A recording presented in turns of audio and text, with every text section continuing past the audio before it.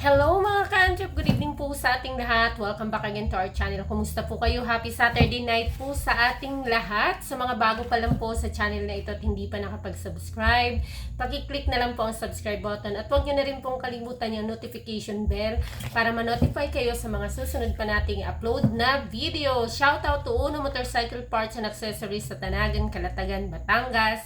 At shoutout din po sa nag-request ng ating pag-uusapan ngayon na nire-request niya na kung pwede daw mag-share ako ng aking alam sa mga magkaka-compatible na mga spark plugs. Okay. So napakarami nating spark plugs, napakaraming brands sa market. Pero yung sa kasi yung numbering ng spark plugs is depende po sa brand. Halimbawa, halimbawa po sa NGK. Sa NGK ay D8EA. Ang D8AA para sa NGK brand. Pero kapag halimbawa ibang brand na, hindi na ganito yung nakasulat sa kanya. Para din siyang battery. Na iba yung numbering nila. Depende dun sa brand. So, isi-share ko po sa inyo ngayon ay NGK brand, since mayroon lang po kaming dalawang brand dito, pero para hindi na malito sa NGK brand po, since ito naman ang pinaka fast moving or pinaka mabenta talaga sa market, and I suppose na meron din kayo nito or ito yung pinaka mabenta talaga. So unahin natin ang spark plug NGK na D8EA. Ayan, compatible ng D8EA ay TMX 155, TMX 125, Euro 125, 150, 175, Motorstar 125, 150, 175, Racal 175, Skygo, Rusi 125, 150, 175, at ano pa, yung mga Rusi Sports na mga 125, 150, 175 at yung mga Euro na yan. So, mga D-clutch, usually yan sa mga China motorcycles, ang kakompatible nila ay yung pang TMX 155. Sila yung magkakakompatible. So, kapag ganito yung itsura niya, yan. So, kapag NGK brand, ang kanyang code number ay D8EA. So, yun po yun. Ulitin natin. TMX 155, TMX 125, ayan, Euro 125, 150, 175, Skygo, Racal 175, ayan, Chariot 175, Rusi 125, 150, 175, Motorstar 150, 125, 175. So usually yung mga China motorcycles ay nakakompatible yung kanyang spark plug sa TMX 155, yung mga declutch na mga China motorcycles. Okay, so ayan po yung mga kakompatible ng inyong mga motor. Yan, mga Skygo na yan. And then next natin ay, ayan, itong sa NGK na D6HA, ito yung oversized lang. So oversized lang ito. Ito yung mga ino-oversized na mga pang XRM 110 o yung ito yan, oversized nitong C7 HSA naman ng NGK. So, ito siya. Yan ang sukat niya. Kasing haba niya itong pang 110. Usually, ino-oversize lang. Halimbawa, na loose thread or nasira yung lagayan ng spark plug doon. Tapos, kailangan i-retread. Tapos, i-oversize. So, ganito, magiging ganito na siya kalaki. Ayan. Ito yan siya. Pareho lang yung tangkad nila. Pero ito yung stock ng mga maliliit na motor. Ngayon kung yun na nga, halimbawa nasira or in-oversize lang, gusto lang mag-oversize ng spark plug. So magiging ganito yung oversize na number niya. At yung kanyang number ay ito. D6 hindi D6, ano ba yun? Ayun, D6HA. Ayan, D6HA. Ito yung oversize nitong XRM 125. Ito siya, D6HA. Oversize nitong XRM 110. Ayan siya. Ang XRM 110 naman, ito yung number niya kapag NGK brand siya. Ayan. C7 HSA. Ito yung pinakamaraming gumagamit, pinakamaraming compatible.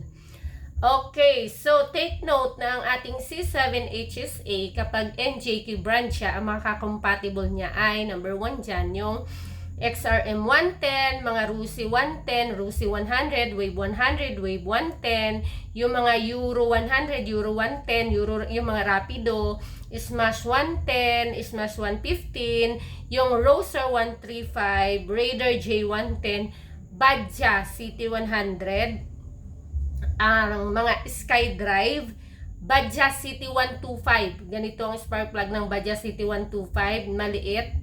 Same with the Badja 125 100 and the Boxer. Ganito rin, City 150, ganito rin yung kanyang spark plug. City 100B, yung bilog ang ulo. Mio Sporty, Mio I125, YTX 125, NS 150, Mio Soul, ayan, XTZ 125 at KLX 150. Yung mga scooter, yan, ito yung spark plug nila. Na ano ba tawag dito? Na mga motor. So, yun po yung ating pang ito yung ating pang C7HSA. Yun yung mga ka-compatible niya. Usually, parang halos lahat ng mga maliliit na motor.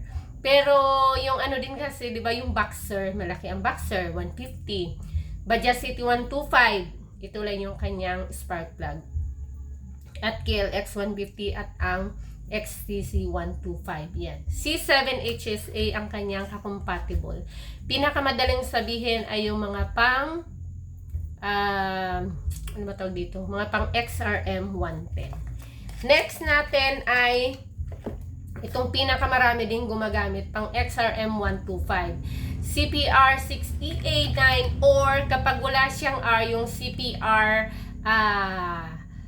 CPR 8E or may iba din na number nito kung hindi siya yung wala siyang R. Ayan, kung hindi siya R. Kung walang R dito, kung wala siyang, ano ba tawag yan yung sa loob? Hindi ko mabanggit. Meron kasing walang R dito. Ayan. Pero kapag may R, mas maganda dito. Hindi ko mabanggit yung term. Sorry po, nakalimutan ko. So, ito yung number niya. Pinakamadaling sabihin dito ay yung mga pang XRM 125. Sorry po, masakit yung lalamunan ko. Sakit ng lalamunan ko isalita. So, XRM 125, pareho sila actually ng laki nitong pang 110, pero mas mahaba itong pang 125. Ayan, pareho yan sila ng laki nito. Tapos, pag i-oversize na sila, D6 na siya. I-oversize nito, D6 na. Pero pare-pareho yung laki nitong katawan ng dalawa. Pag nag-i-oversize, mas malaki, pareho ang tangkad. So, ito yung D6, oversize ng XRM 110, XRM 125. So, compatible XRM 125, nandiyan natin, of course, number 1 dyan, XRM 125, Raider 150 Fi, Supremo, CD125, XR125, XR150, yung Wave 110 na CX, ayan. Barako 175, Click 125, Click 150, CRF 150, Wave 125, at ang Wave Dash.